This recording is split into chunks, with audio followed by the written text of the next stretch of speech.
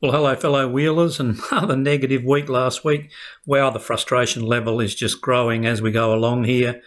Got so close last week, mind you, they didn't really get close on the finish, but second and second, no great joy in the last one, come right back, didn't run very well at all. But yeah, 2 seconds out of 3, and we've now gone past $200 in the red. Return on investment minus 11.6%. But so close. I mean, it's a little bit of luck maybe, and that would have been like about $130 result there, I think. And in the case of the Spruker, well over $100 as well. So rather than being down $200 or so, we could have been back in profit again, but it wasn't to be. So let's move on to this week.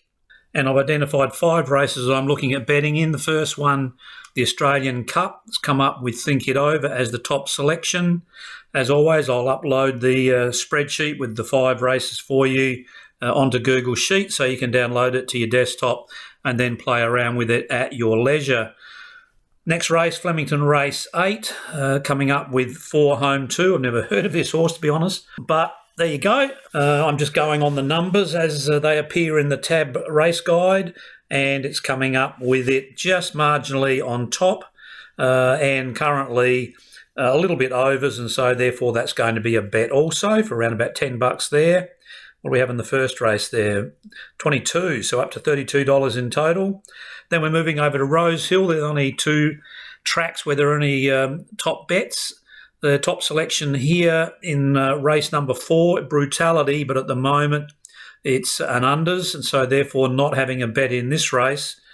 Second last one, Rose Hill Race 7, coming up with Stockman as the top selection.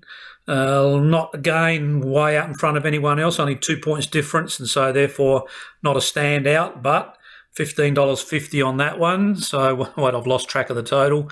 Whatever it is, probably up to about $50 so far. And then the last race, Rose Hill Race 8. And this horse owes me some money. It's run second at its last 3 outings. And it was well beaten last start, I've got to say, but it did beat the rest of the field, I think, reasonably comfortably. So not unhappy about it being the top selection, although this S horse here, Espiona, I think is a nice horse. And I have had some collects off of Expat as well. So this is a fillies and mares race and probably doesn't fit the metrics because it's restricted, but these are good horses. And I suggested a number of them have been probably set for this race. So there we go.